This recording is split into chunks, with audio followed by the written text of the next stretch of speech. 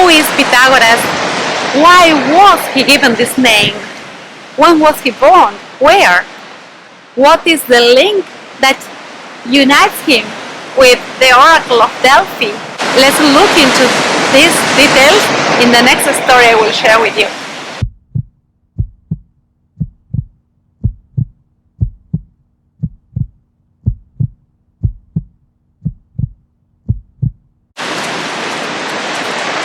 Who was Pythagoras?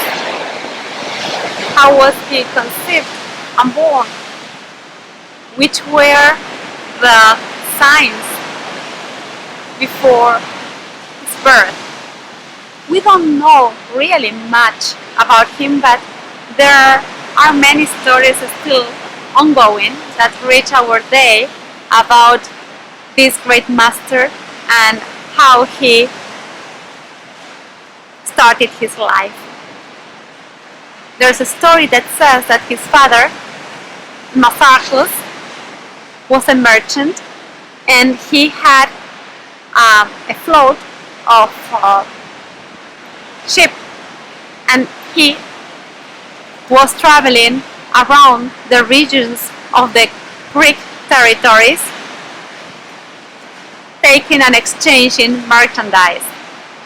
And he was once with his wife, Parthenis, and they were visiting the area of Delphi, where they decided to go and see the oracle of the Pythonissa to try to understand the next steps in their trip back to an ancient and far territory in Phoenicia.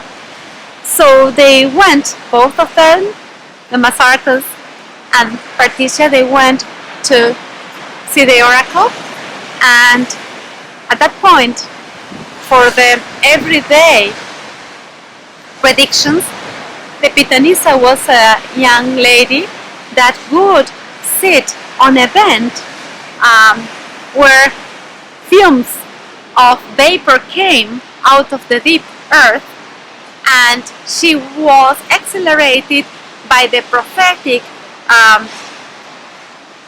touch of these fumes that came through this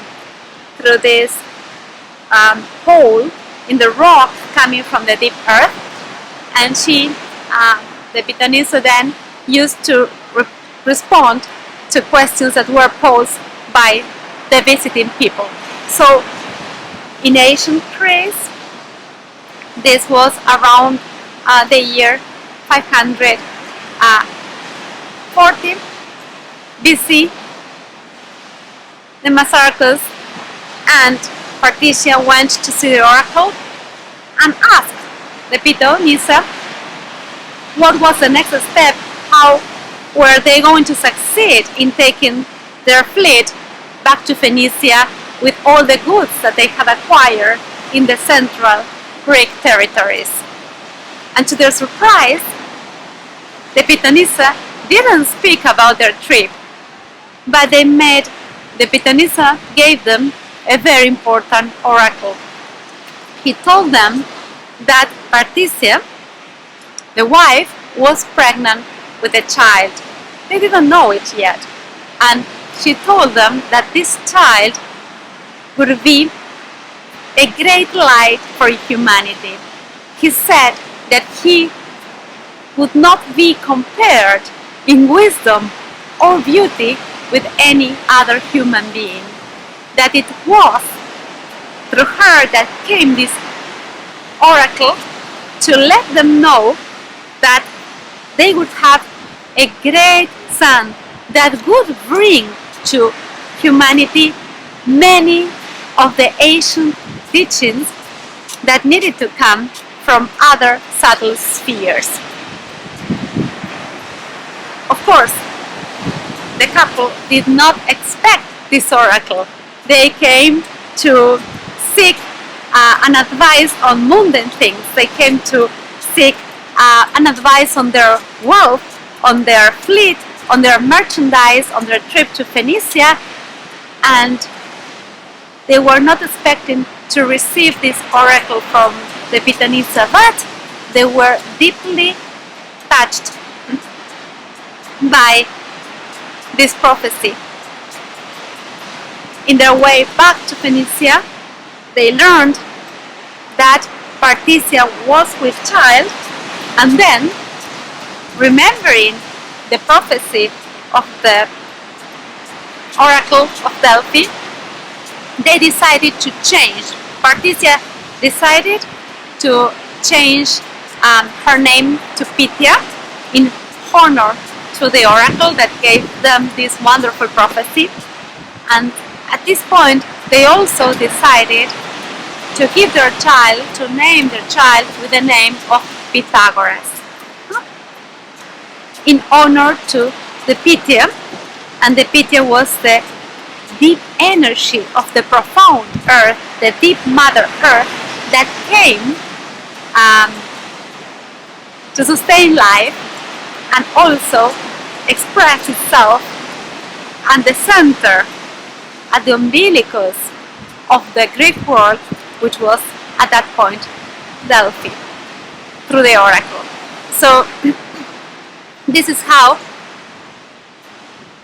7-8 months later the child was born in the territory of Syria, and he was given the name of Pythagoras. This is what the story tells us. So even if Pythagoras has not been a master in the region of central Delphi, his energies were there and were prophesied even before he was born. And this is the link with the great teaching and mystery school of Delphi that announced for the first time that one of its very high grade initiates would come to earth to share once again the knowledge, the ancient mysteries, and to put it in a simple way for the benefit of humankind. So this is what the story tells us before the birth of the great Pythagoras, and this is how the story tells us that his parents learned about this great soul that was coming through them to the human experience. In the next video we will speak a little bit about Pythagoras' first years and the way that he traveled around the ancient Greek but also Middle East worlds to visit and learn from all the sacred occult schools of mysteries, and became an awakening himself the ancient knowledge. Thank you very much.